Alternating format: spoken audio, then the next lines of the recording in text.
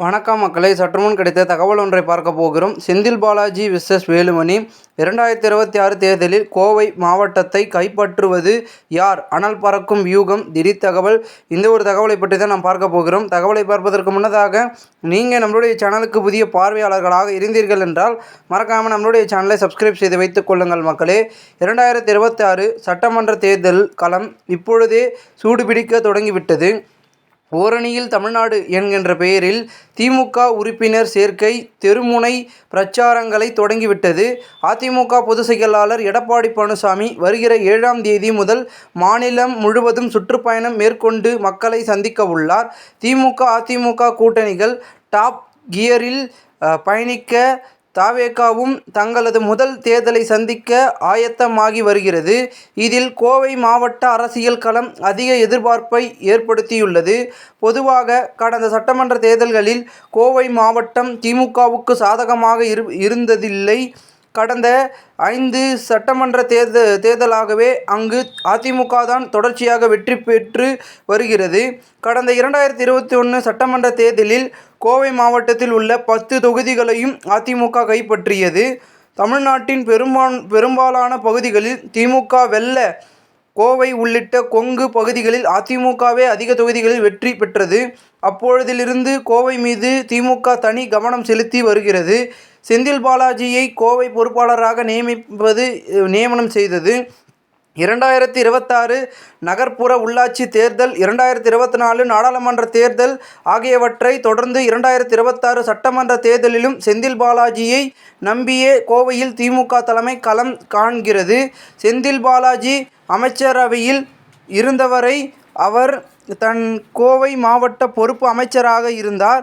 தற்பொழுது அவர் அமைச்சரவையில் இல்லாத நிலையில் கோவை பொறுப்பு அமைச்சர் நியமிக்கப்படவில்லை. அதாவது கோவையில் ஒரே பவர் சென்டராக தான் மட்டுமே இருக்க வேண்டும் என செந்தில் பாலாஜி நினைக்கிறார். திமுக தலைமையும் அதில் தலையிடுவதில்லை. தற்பொழுது மேற்கு மண்டல பொறுப்பாளராக நியமிக்கப்பட்டுள்ள செந்தில் பாலாஜி கோவை மாவட்டத்தின் 10 தொகுதிகளுக்கும் ஆய்வுக் கூட்டம் நடத்திவிட்டார். தேர்தலை எதிர்கொள்ளும் விதமாக பகுதி, நகரம், ஒன்றியம் ஆகியவற்றை பிரித்துள்ளனர். 2 வார்டுகள், ஒரு பகுதி செயலாளர் நியமிக்கப்பட்டுள்ளனர். விரைவில் வார்டுகளும் பிரிக்கப்பட உள்ளனர். தற்பொழுது ஓரணியில் தமிழ்நாடு திட்டத்தில் உறுப்பினர் சேர்க்கையிலும் ஈடுபட்டு வருகிறார். ஒரு பூத்துக்கு 30% வாக்காளர்களை உறுப்பினர்களாக சேர்க்க திமுக தலைமை டார்கெட் நிர்ணயித்துள்ளது. செந்தில் பாலாஜியோ கோவையில் ஒரு பூத்துக்கு 40% வாக்காளர்கள் வீதம் தொகுதிக்கு 1 லட்சம் உறுப்பினர்களை இணைக்க டார்கெட் கொடுத்துள்ளார். தேர்தல் பணிக்காக ஒரு பூத் கமிட்டிக்கு 10 நிர்வாகிகள் உள்ளனர். தேர்தல் நெருங்க கரூர் டீமும் களமிறங்குவார்கள் என்றும் கூறப்படுகிறது. கடந்த காலங்களில் விட்ட செல்வாக்கை இந்த முறை பிடித்தாக வேண்டும் என்கின்ற முனைப்பில் பணியாற்றி வருகிறார்கள். அதே நேரத்தில் உள்கட்சி பூசல் பகுதி பிரிக்கப்பட்டதால் திமுகவுக்கு பின்னடைவு. மறுமுனையில் அதிமுக பாஜக கூட்டணி கோவையில் சற்று செல்வாக்குடன் இருப்பதால் திமுகவின் வெற்றி அவ்வளவு எளிதாக அமைந்துவிடாது. அதே நேரத்தில் கோவை மாவட்டத்தில் தங்களின் செல்வாக்கை நிரூபிப்பதற்காக அதிமுகவும் முனைப்பு காட்டி வருகிறது. அதிமுக பாஜக கூட்டணி மற்ற பகுதிகளை விட இங்கு சற்று வலுவாகவே உள்ளது. ஏற்கனவே கோவையில் 10 தொகுதிகளிலும் அவர்கள் தான் சிட்டிங் எம்எல்ஏவாக உள்ளனர். கடந்த 2022 நகர்ப்புற உள்ளாட்சி தேர்தல், 2024 நாடாளுமன்ற தேர்தல் ஆகியவை அதிமுகவுக்கு சாதகமாக அமையவில்லை.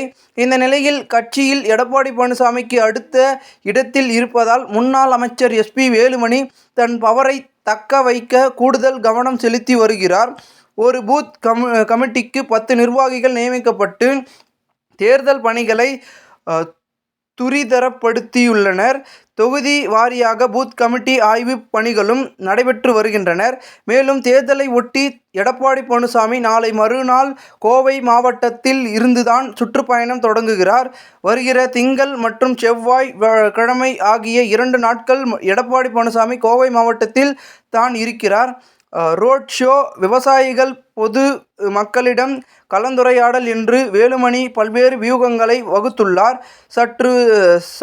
சற்று மந்தமாக இருந்த எம்.எல்.ஏ.க்களும் தொகுதிகளுக்குள் ஆக்டிவாகி விட்டனர்.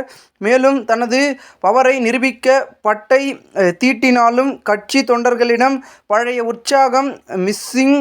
வேலுமணி மாநகர மாவட்ட செயலாளர் அம்மன் அர்ஜுனன் மீது அதிருப்தியில் நிலவுகிறது. முக்கியமாக கோவை மாவட்டத்தில் 10 தொகுதிகளிலும் அதிமுகவினர் தன் சிட்டிங் எம்.எல்.ஏ.வாக உள்ளனர். கடந்த 4 ஆண்டுகளாக அவர்களின் செயல்பாடு சொல்லிக் கொள்ளுமளவுக்கு இல்லை. த.வெ.க. பிரிக்கும் வாக்குகளுக்கும் தாக்கத்தை ஏற்படுத்தும் என எதிர்பார்க்கப்படுகிறது. அதனால் கடந்த காலங்களைப் போல கோவை மாவட்டம் முழுவதிலும் அப்படியே அதிமுக வெற்றி பெறுவது எளிதல்ல என்பதுதான் தற்போதைய கணக்கு. இந்த ஒரு தகவல் அரசியல் வட்டாரங்களில் பெரும் பேசும் பொருளாக மாறியிருக்கிறது. இந்த ஒரு தகவலை குறித்த பொதுமக்கள் உங்களுடைய கருத்துக்களை கமெண்ட் மூலமாக தெரிவிங்கள். இந்த போன்ற நீங்கள் அரசியல் சார்ந்த நிகழ்வுகளாம் தினசரி தெரிந்து கொள்ள நம்முடைய சேனலை சப்ஸ்கிரைப் செய்து வைத்துக் கொள்ளுங்கள் மக்களே. நன்றி, வணக்கம்.